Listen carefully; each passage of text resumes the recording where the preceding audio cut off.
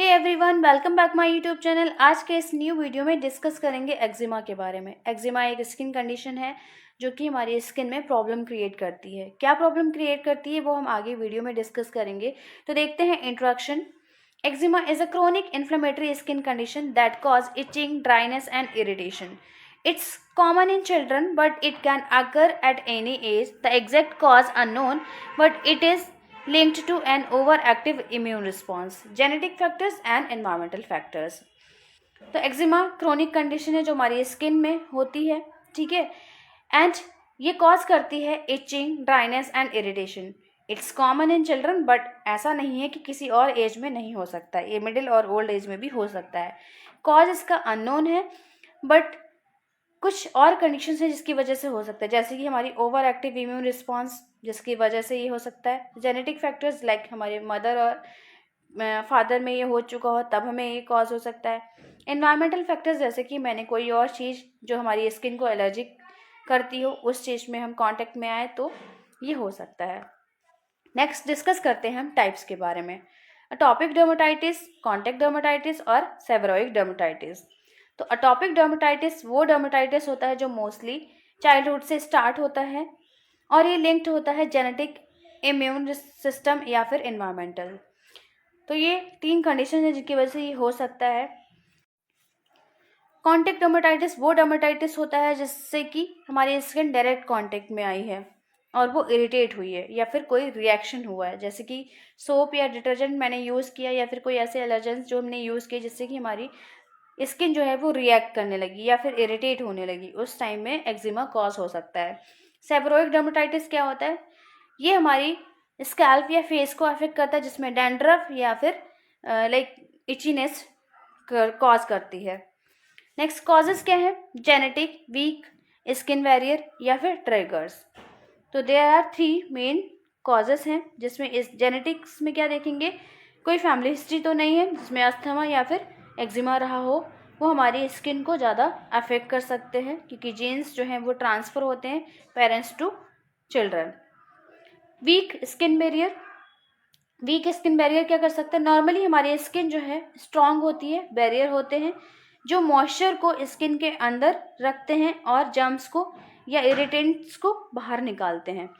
But यहाँ पे वो वीक हो जाएगी just because of over reaction of skin. तो वहाँ पे क्या होगा कि कोई भी इन्फ्लेमेशन हो रहा है या फिर कोई ऐसा जो नमीनेस या फिर किसी भी और टाइप की स्किन रिएक्शन हो रहे हैं, उस टाइम में हमारी स्किन की जो इम्यूनिटी है वो फाइट नहीं कर पाएगी क्योंकि वहाँ पे जो स्किन बैरियर है वो वीक हो गया है. Okay. Next triggers. Triggers like soaps, detergents या फिर फ्रेग्रेंस जैसी चीज़ें हमने यूज़ की हैं जो कि हमारी स्किन के नेचुरल ऑयल्स को रिमूव कर देते हैं. स्किन ज़्यादा ड्राई और इरिटेटेड हो जाती है, उस कंडीशन में भी इचिंग या फिर ड्राइनेस हो जाती है, उस कंडीशन को भी हम एक्जिमा बोलते हैं. सिम्टम्स देखते हैं अपीयरेंस में. सबसे पहले अपीयरेंस देखेंगे हम सिम्टम्स में, जिससे हमें पता लगेगा कि कैसा अपीयरेंस है या कैसा कलर है. तो मोस्टली जो लाइटर स्किन होती है, जो लाइक फेयर पीपल होते हैं, उनको रैशेस दिखते हैं रेड या फिर पिंक कलर के, और जिसकी स्किन डार्कर होती है उनके जो पैचेस होते हैं वो कैसे कलर के दिखेंगे? पर्पल या ब्राउन या फिर ग्रे कलर के. Common locations. Babies often get rashes on the face. Babies होते हैं उनके फेस या स्कैल्प में ये रिएक्ट करता है या फिर स्किन खराब होती है या फिर एक्जिमा कॉज होता है.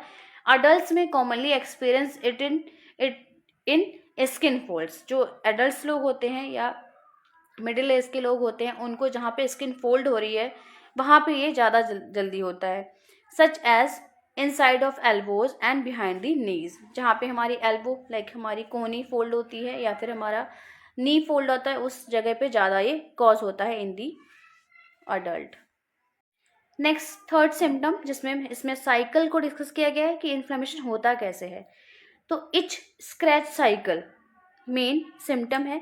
Itching leads to scratching which further damage the skin barrier and triggers more inflammation potentially leading to thickened skin और इन्फेक्शन.